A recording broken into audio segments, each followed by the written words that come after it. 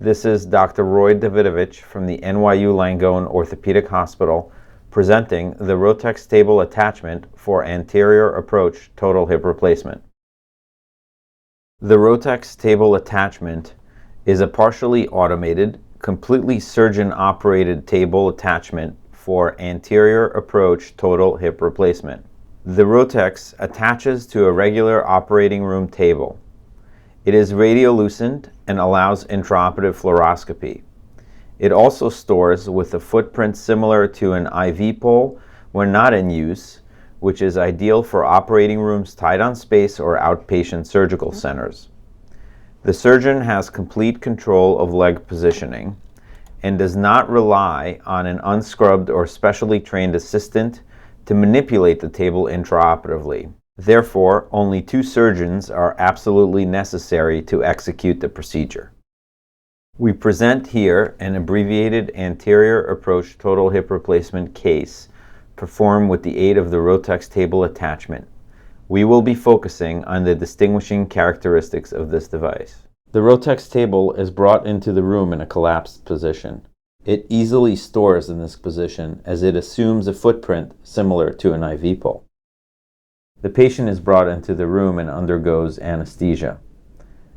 Once this is completed, the patient is turned into a supine position and is brought distally around the available radiolucent post. The operative leg is then padded and fastened into the lightweight carbon fiber traction boot available with the table.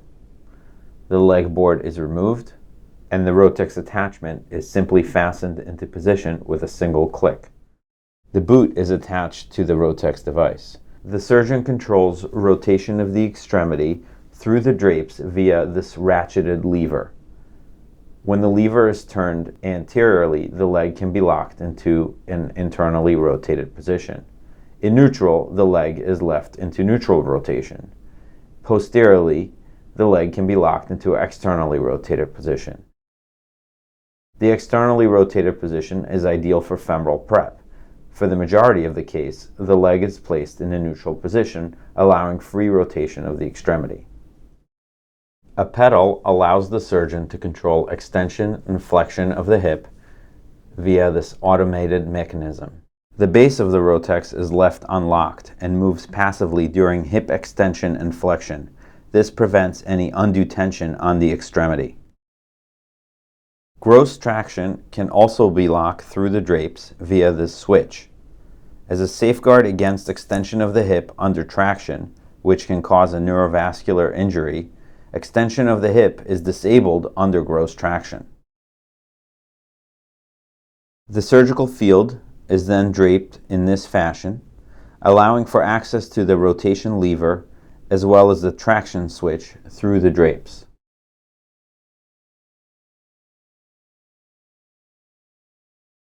Acetabular prep is straightforward and undertaken in routine fashion under fluoroscopy.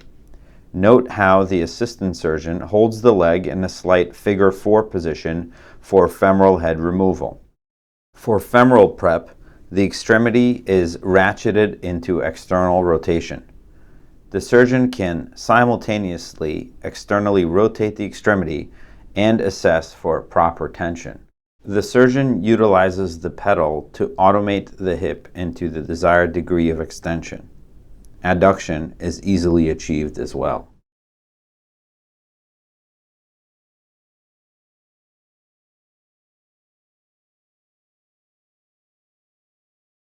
Following femoral prep, the hip is brought out of extension, the ratchet mechanism is placed in neutral, and gentle traction and internal rotation is utilized to reduce the hip. The extremity is placed in extension and external rotation to check for anterior stability. It is then brought back to neutral to check for posterior stability. The boot is detached from the ratchet mechanism through the drape to achieve this. At the conclusion of the procedure, the drapes are removed, the boot is detached from the Rotex device, and the Rotex attachment is uncoupled from the table.